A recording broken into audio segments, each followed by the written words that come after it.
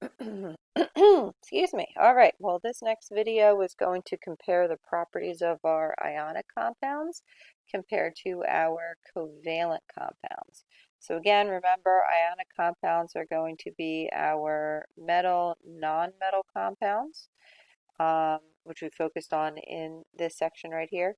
Most of them are going to be solids at room temperature, and those solids have these repeating three-dimensional patterns. Okay, so a lot of the crystals, rocks, anything that you um, study in geology, they're all going to have these ionic compounds, and they have these very unique crystal shapes because of the different formulas that they have, whether they are FeSO4 or Fe2, SO4 taken three times. Those different ratios are going to give you the different crystal structures. All right, the characteristics of these crystal structures are pretty much the same as all of our metals. They have high melting points and boiling points. They conduct electricity when they are molten, which means that they are melted. They are going to, again, have crystals. Most of them dissolve in water, but not all. We're going to get into a whole solubility chapter later on, talk about soluble and insoluble. And the important thing to learn is that when they do dissolve, there is an electrical conductivity when they are dissolved in water. Okay, here in Abington, Pennsylvania, we have lots of calcium in our water. We have lots of magnesium in our water, which is why you see all of that soap scum, and you need the lime scum, and you need lime away and CLR to remove all of that stuff. And that is why we have those warning labels on our hair dryers. Because if this hair dryer goes into the water where all of these ions are, because it's an ionic compound, it's going to create an electrical current and you can get zapped. All right, so here's some of those beautiful structures I was talking about. You don't need to know these by any means, but they're just so pretty. Things like fluorite and wolfentine and tanzanite. If you have any kind of rock collection, you know that there are all these really beautiful um, repeating three-dimensional structures. I pass these around in class as well.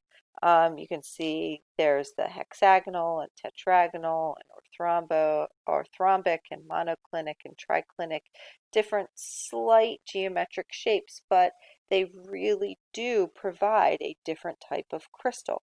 So some of the crystals are going to be jagged, some are going to be more kind of like a hexagon. This is why it's called a hexagonal.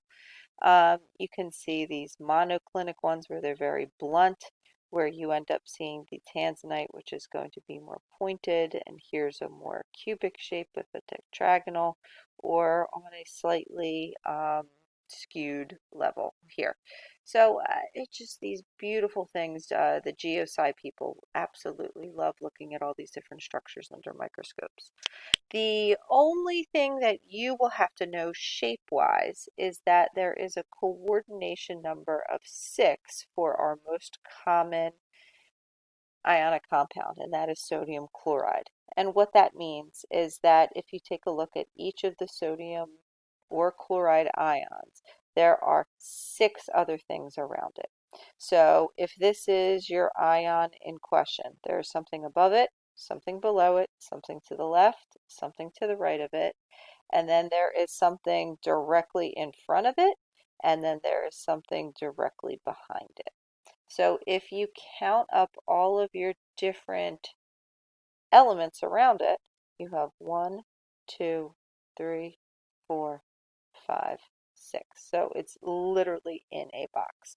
And that's what we get here. So it's a little bit easier to see with their awesome drawing. So if this is your one in question, there's something left, right, front, back, and then there's something below it and on top of it. Okay, there's lots of different kinds of coordination numbers. You can have one where you're more in a box. A coordination number of 8 would be where this is your atom in question and it is touching 1, 2, 3, 4, so kind of like a box above it, and then 5, 6, 7, 8 below it.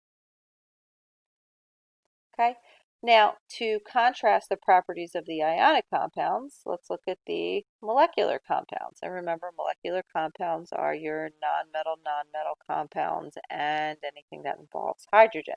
They can exist in all states of matter. So you're going to see some of these be solids, some be liquids, some be gases.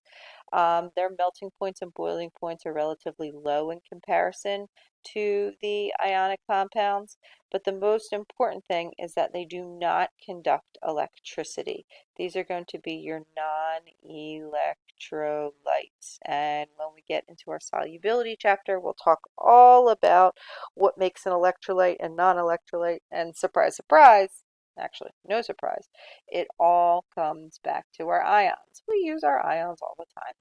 Okay, so you're going to see these really cool structures that look like this, which is what we went over in our Vesper geometries and all that kind of stuff with our organic chemistry and everything. Okay, so obviously there's always some exceptions to the rules, and some of our molecular compounds are actually going to be really, really stable and really, really strong. Okay, and they are called network solids. And these atoms are all interconnected, so they have these multiple bonds to multiple things that make them very strong. In fact, they are some of the strongest compounds in the entire world, like diamonds and silicon carbide. So what we're going to look at in these last couple of slides in this video are allotropes. Okay, allotropes are going to be different forms of the same structures. Okay, kind of sounds like isotopes, kind of sounds um, like you have more than one of the same thing, okay? So that is going to be what we're going to see with carbon, okay? Carbon actually has 3 allotropes. It has graphite, it has diamond, and it has Buckminsterfullerene, okay? So here it is in the graphite form. Here it is in the diamond form, and in a couple slides you'll see the Buckminsterfullerene, okay?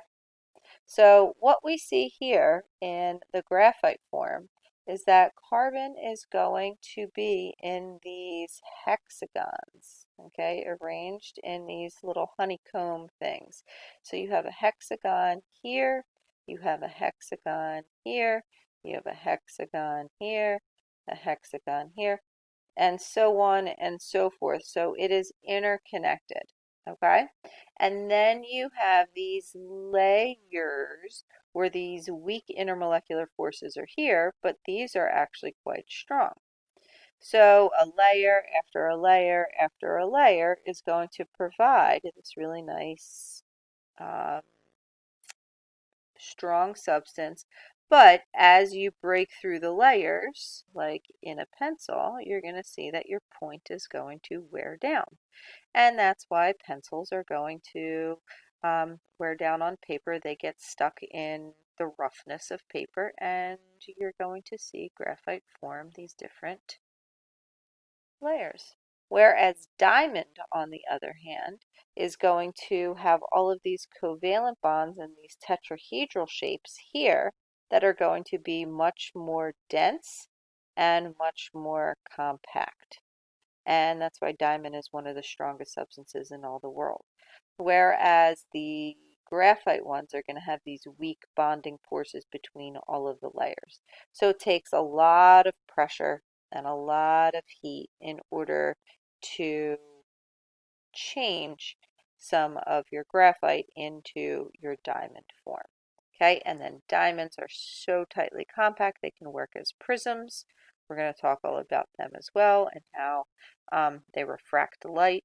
If you guys like Pink Floyd, you know all about that cover album right there. And this right here is our Hope Diamond. The Hope Diamond is in the Smithsonian down in Washington, D.C. It is the largest blue diamond that there is in the world that we know of. And what we have here is basically um, an interruption in one of these bonds. There might be something here instead.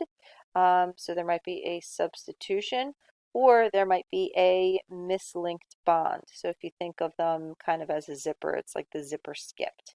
So when that happens, it doesn't refract all the light, it only refracts the blue light. And the same thing is true if you have like pink diamonds or if you have canary diamonds, something like that, so that it is also made out of carbon. It's just going to have other things in it. Whereas Buckminsterfullerene is going to be 60 carbons all together in this lovely alternating pentagon and hexagon shape. So it makes a buckyball, which obviously looks just like our soccer balls. Okay, and buckyballs were discovered by R. Buckminster Fuller, and then they made it Buckminsterfullerene to have this really long, ridiculous name, um, named after the scientist. But you can actually put your buckyballs together in combinations, and you can make really large buckyballs or nanotubes, and you can basically use them as teeny tiny little bridges or links or linkages in order to um, charge things or do really, really teeny tiny little syringes and work like that. Everybody know who this is? This is Sheldon Cooper, and he's from our Big Bang Theory. And Sheldon Cooper, in like the fourth or fifth episode, was wearing these really cool t-shirts. There's actually a whole website about Sheldon's t-shirts, and I like freaked out to my husband. I'm like, oh my God, look, there's Bucky tubes and all these nanotubes, because they're really small because they have different nanometers, you know. Um, and he just, my husband thinks I'm crazy because I see the science everywhere. And the scientist who actually came up with this, Buckminster Fuller, is actually going to be a architect and out in Schwenksville, Pennsylvania. So I don't know if you know where Schwenksville is. Um, there is a house that was on sale that he built, and you can see that you have the different buckyball stuff in here. I like begged my husband to go see it. It was on sale the same time that our house, well, we bought our house, but he said no, we're not moving to Schwenksville. That would be a heck of a drive out here. And in 2004, I went to the post office and they wanted uh, they had all these different stamps, and I saw that they had these Buckminsterfuller stamps, and I like freaked out and started telling everybody about the allotropes of carbon, giving everybody a chemistry lesson. They're like, get this crazy lady out of our store. But a lot of people also think that it looks like the Epcot Center because that's where we get that idea from. So, like any teacher dedicated to their craft, my one cat's name is Tungsten Buckminsterfullerene, and I think he is a very large cat that somehow resembles a buckyball. Um, he's a very big belly, and he's about 23 pounds. Yes, I know. But you can see that I love my chemistry, and his symbol is W because that's what tungsten is. But everyone always laughs when I tell them his middle name. All right, so that's properties of ionic and covalent compounds.